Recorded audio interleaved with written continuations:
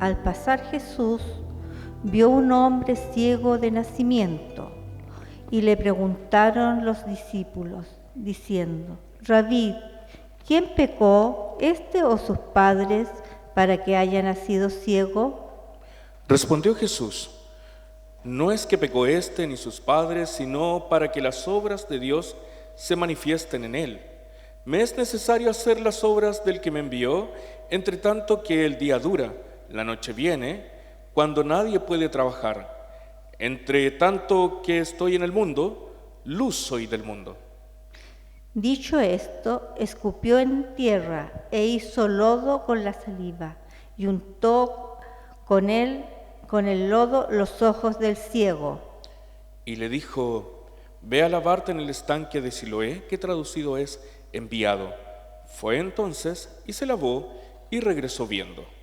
Entonces los vecinos y los que antes le habían visto que era ciego decían: ¿no es este el que se sentaba y mendigaba? Uno decían: él es, y otros: a él se le parece. Él decía: yo soy. Y le dijeron: ¿cómo te fueron abiertos los ojos?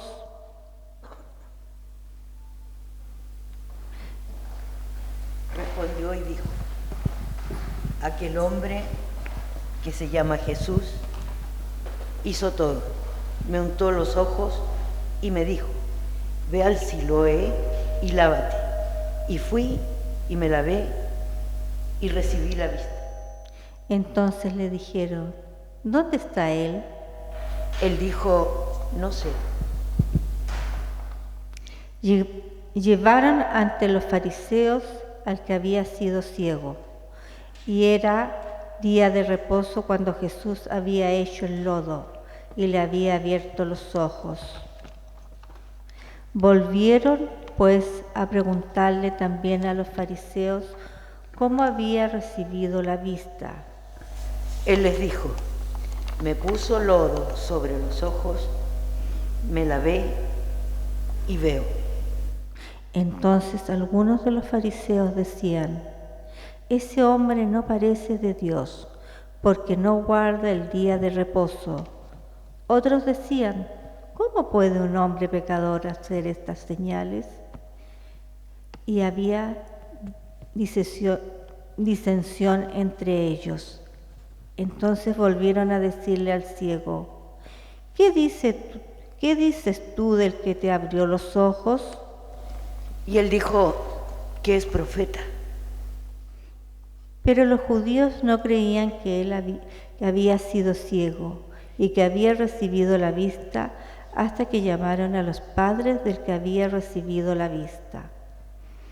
Y le preguntaron diciendo: ¿es este vuestro hijo, el que vosotros decís que nació ciego? ¿Cómo pues ve ahora? Pues sus padres respondieron y les dijeron: sabemos que este es nuestro hijo y que nació ciego. Pero ¿cómo ve ahora? No lo sabemos, o quién le haya abierto los ojos. Nosotros tampoco lo sabemos. Edad tiene, preguntadle a él. Él hablará por sí mismo.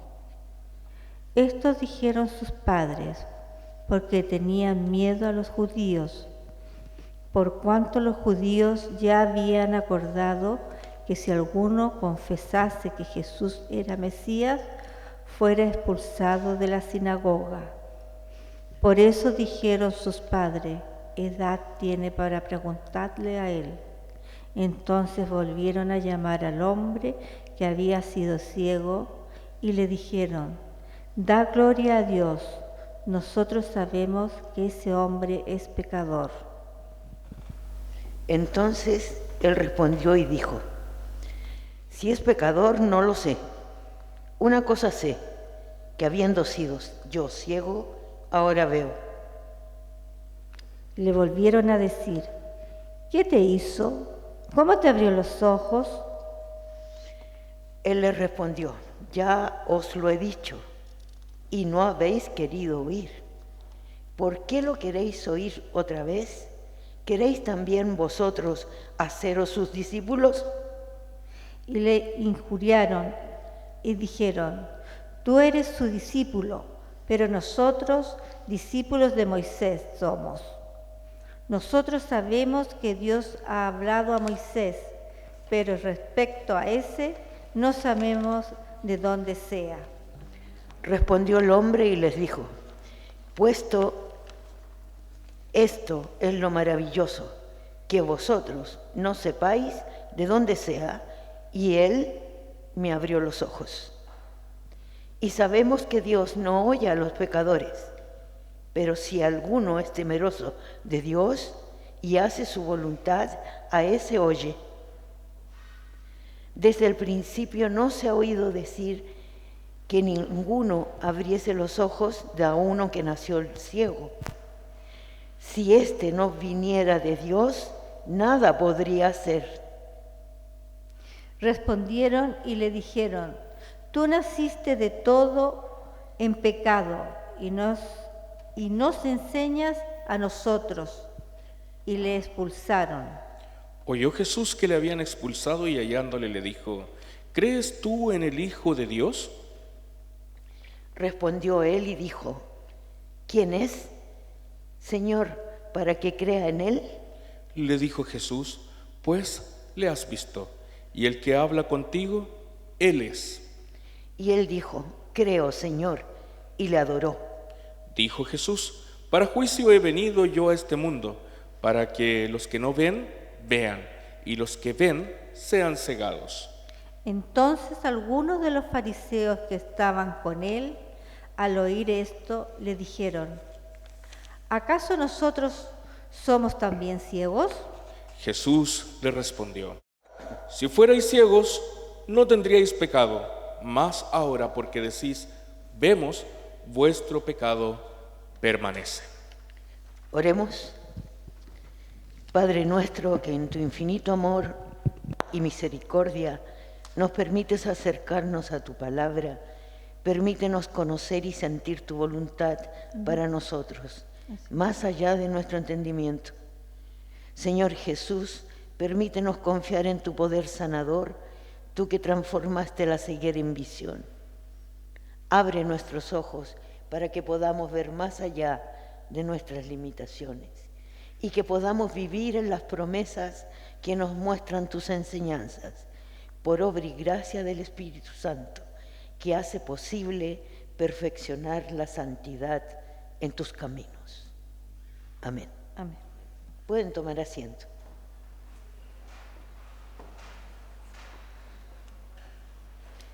Este capítulo 9 del Evangelio según San Juan nos presenta la historia de un hombre ciego de nacimiento, que a través del encuentro con Cristo va a experimentar una transformación total. Jesús es el sanador, el revelador, el hombre ciego, el protagonista que pasa de la oscuridad a la luz. Los fariseos representan la autoridad religiosa y el rechazo a aceptar las buenas nuevas de Dios. Y los padres representan el miedo. Ser un hombre ciego de nacimiento en esos tiempos era una triple tragedia. No solo la discapacidad física, era el rechazo de toda una comunidad. Por eso este hombre está sentado pidiendo limosna. En esa época se interpretaban todas las discapacidades de cualquier tipo como un castigo divino y consecuencia del pecado. Por eso la pregunta inicial de los discípulos es: ¿quién pecó? ¿Este hombre o sus padres? Refleja la mentalidad de la época que Jesús desafía desde el principio. Aún hay restos de este tipo de creencias incorporados a nuestros dichos, refranes y hasta nuestras formas más folclóricas de fe, en las que aplicamos prejuicios Tenemos dicho como por donde pecas pagas, quizás qué habrá hecho, mira por dónde andaba, mira cómo andaba vestida, o el viejo de tal palo, tal astilla. Nuestra mente y nuestros sentidos nos confunden, contribuyen a nuestra ceguera. Como lo leía la hermana Carmencita, Eliab impacta a Samuel. Es un hombre fuerte. Yo me lo imagino un superatlas, ¿no? Firme, con voz severa, imponente el tipo. Él, por mandato de Dios, había ido a buscar al profeta, al nuevo rey, al sucesor de Saúl. ¿Y con qué se encuentra? Se encuentra con este súper atractivo. Y claro, él cree que es él. Este va a ser. Pero escucha la voz de Dios que le dice, ¿qué le dijo? No. Y revisó al resto de todos los hijos. Y ese padre de haber estado muy preocupado, ¿no? Oh, alguno de ellos va a ser. Hasta llegar al 7º. Y era el último. Y estaba pastoreando ovejas. Y era flaco. Un alfeñique de 44 kilos. Atractivo. Hermoso. Pero era un muchacho. ¿Qué vio Dios en Samuel que no vio en su hermano mayor? Lo que Dios vio fue su corazón, fue esa disposición, esa entrega, esa convicción y esa fe. Nuestra mente y nuestros sentidos nos confunden y contribuyen a nuestra ceguera. A un nivel colectivo podemos hablar de una cultura de la muerte, un aprendizaje sistemático, un bombardeo permanente a que no veamos lo importante. Es el lado oscuro que nos vende ideas que nos gustan, son atractivas y nos satisfacen en nuestras debilidades. Ni siquiera nos cuestionamos, somos consumidores. No nos preguntamos nada. Eso nos conflictúa, nos problematiza, nos cuestiona. También nosotros cuestionamos a los demás.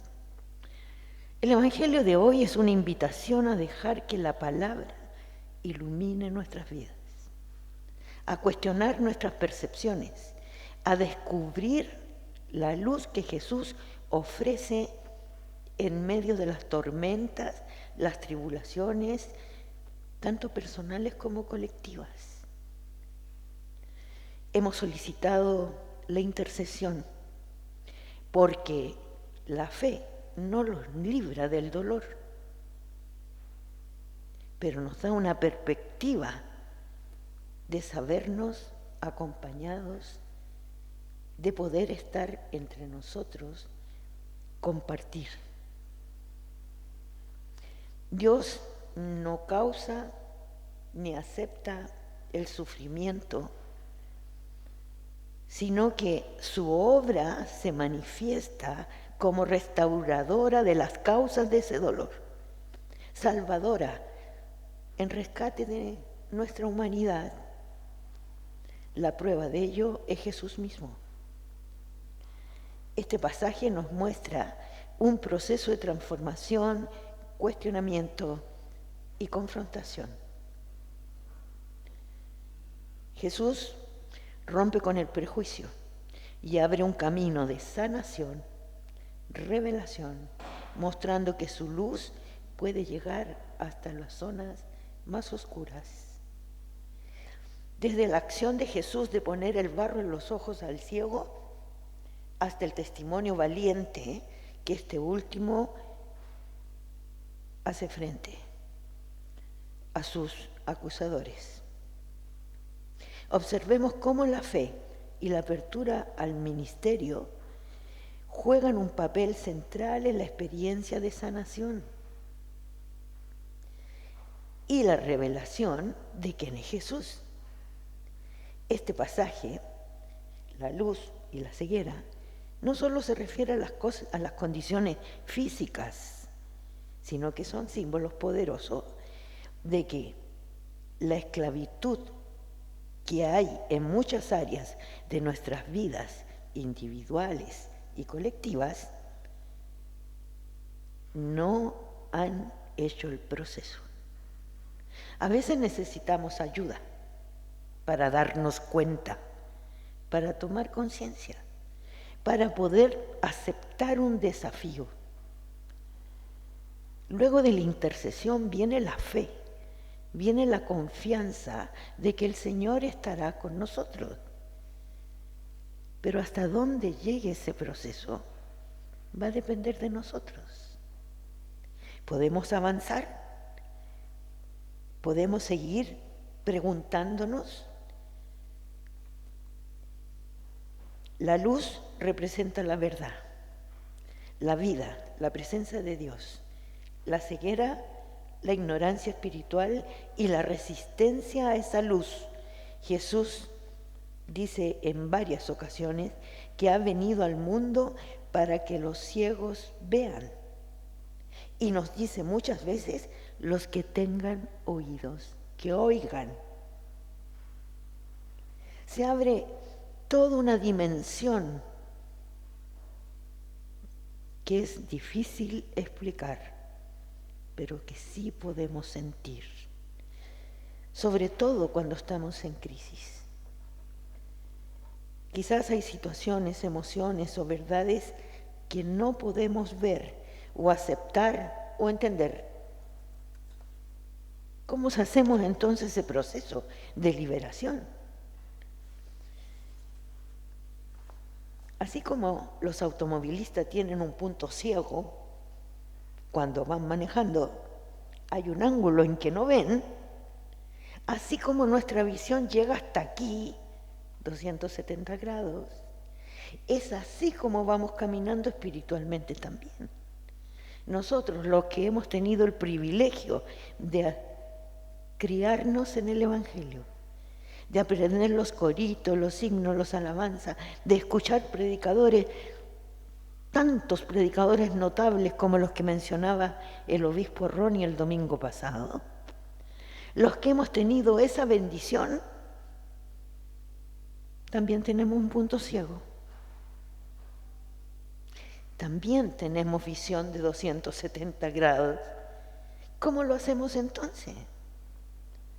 Fíjense que el cuestionamiento aquí es la actitud de los padres del ciego, que al ser increpados, al preguntárseles, dicen, pregúntenle a él, porque ya habían sido amenazados de que iban a ser expulsados, y en esa época ser expulsado de la sinagoga era la muerte total, civil, comercial, económica. A ellos les da miedo. Ese mismo miedo que sentimos nosotros muchas veces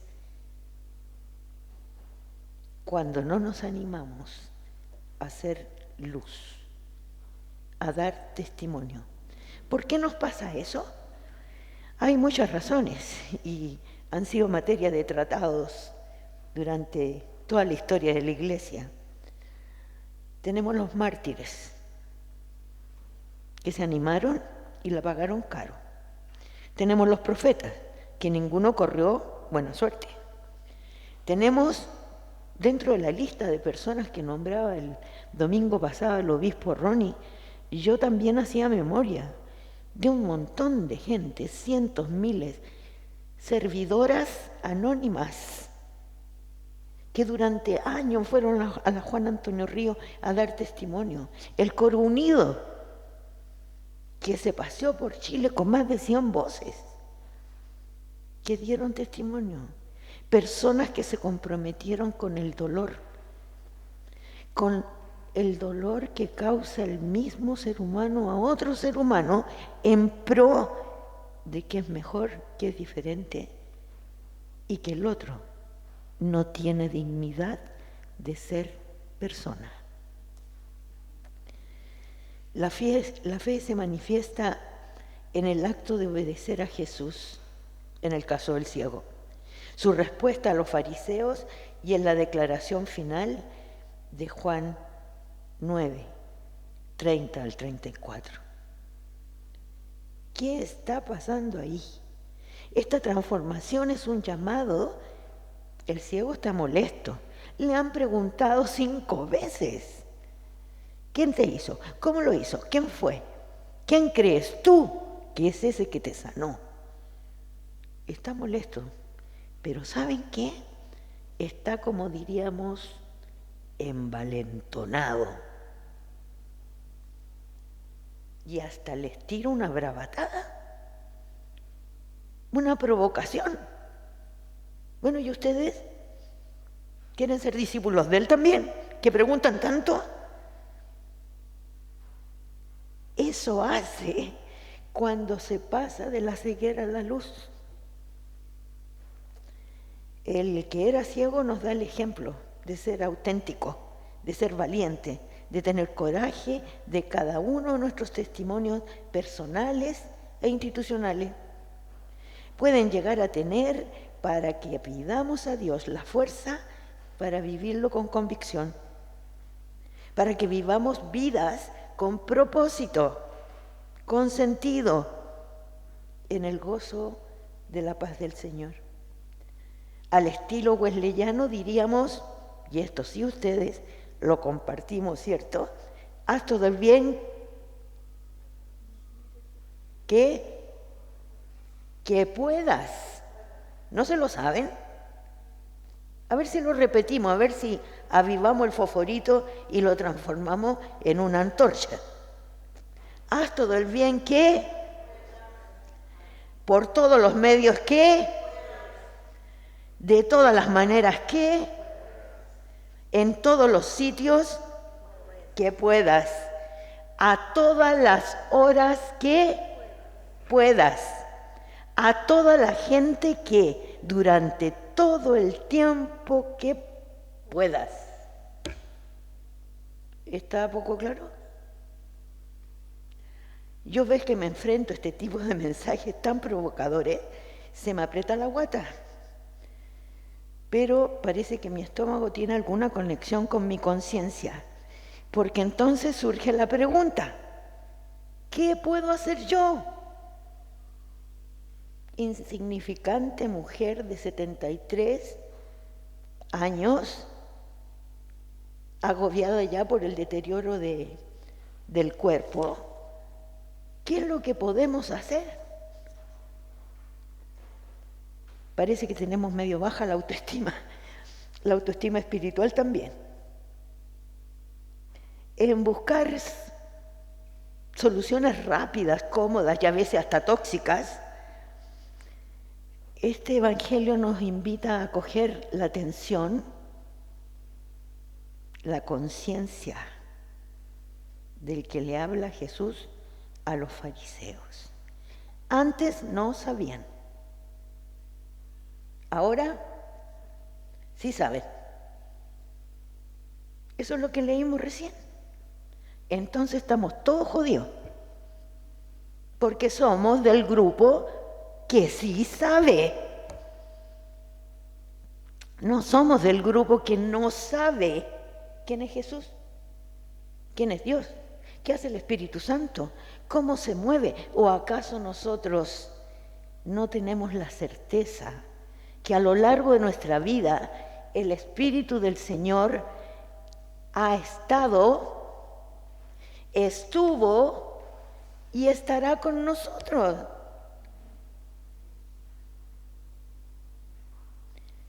La palabra se convierte en un camino vivo que podemos recorrer más allá de la lectura.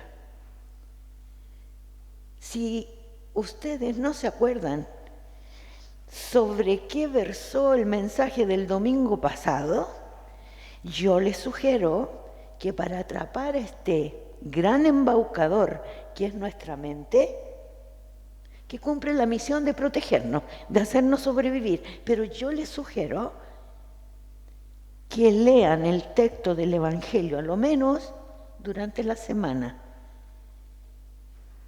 Y así cuando alguien le pregunte o usted quiere comentar de qué trató el mensaje del domingo, algo le resuene y será el Espíritu de Dios que nos permite mantenernos en sintonía.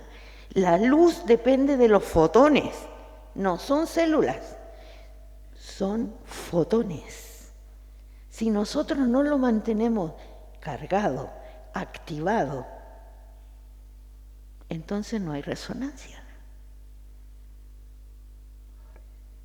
El rechazo de los fariseos depende la resistencia humana que más conocemos, porque hay una oposición, hay algo visible que se opone a lo que nosotros sabemos es lo correcto, que está bien, que eso tiene que ver con los 2 mandamientos de Cristo. Nosotros sabemos en nuestras realidades quiénes luchan por el bien común,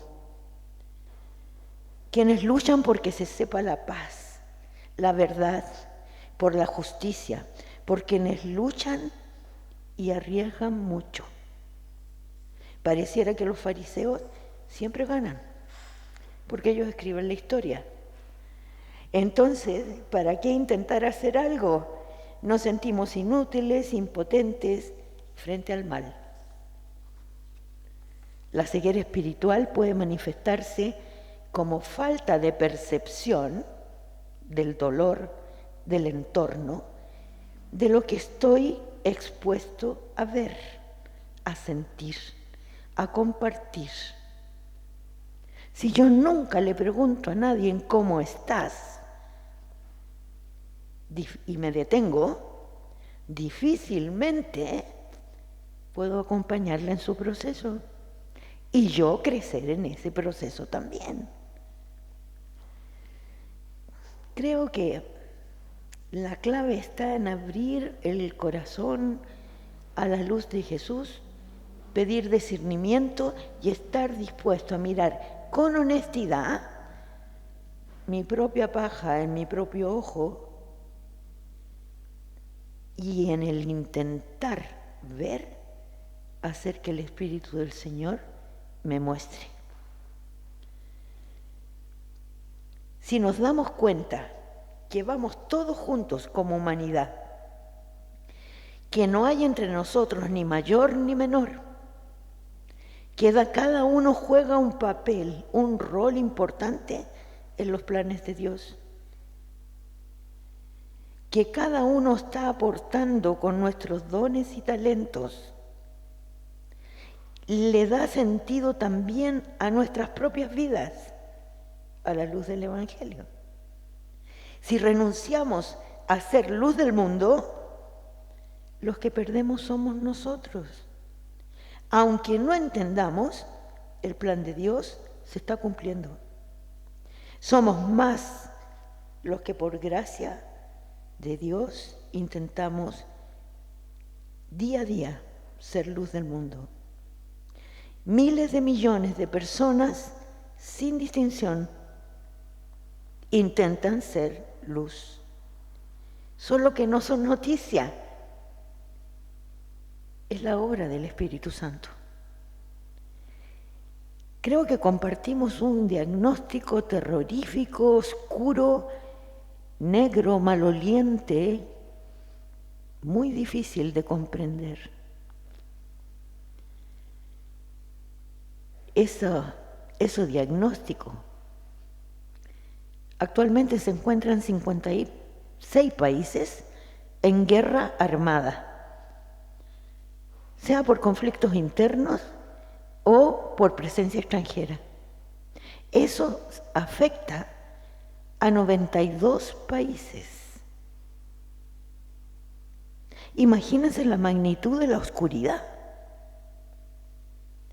Imagínense la manipulación, la enajenación, la exposición que vivimos a cada rato. Claro, es poco popular lo que estoy diciendo, porque eso nos convierte, en mi época decíamos, en tontos graves, ¿no? Y claro, si yo ando con una cara de amargura por la vida, seguramente nadie me va a creer que estoy en el gozo del Señor y que Jesús me rescata, me salva, me cuida y que vivo o intento vivir en comunión con Él. Las personas aprenden más cuando damos el ejemplo. A nuestros hijos no podemos decirle haga esto y nosotros hacer lo contrario. Nos están mirando. Entre nosotros podemos acompañarnos. Entre nosotros podemos compartir. Tampoco podemos pedirle peras al olmo. Tampoco podemos decir este no sirve, este es menos, como lo decían los fariseos. Las escrituras, la oración, la reflexión, el congregarnos, el actuar juntos, potencia nuestra disposición a ser luz, con gozo, con alegría, con esperanza y sin temor. Oremos. Padre nuestro, clamamos a ti desde las oscuridades en que nos encontramos, a veces por decisión propia, otras por decisiones de terceros que también navegan en la oscuridad. Manténnos avivados por tu Santo Espíritu para ser testigos fieles de tu Evangelio. Que no importa dónde estemos, danos valor para proclamar tu luz en medio de la oscuridad, para que tu voz sea escuchada. Recordando el mayor acto de amor de Dios por nosotros, la muerte de nuestro Señor en la cruz, te encomendamos nuestros dolores, angustias y temores. Y danos fuerza para intentar siempre, en base a tu amor, ser luz en torno nuestro. Bendícenos, Señor.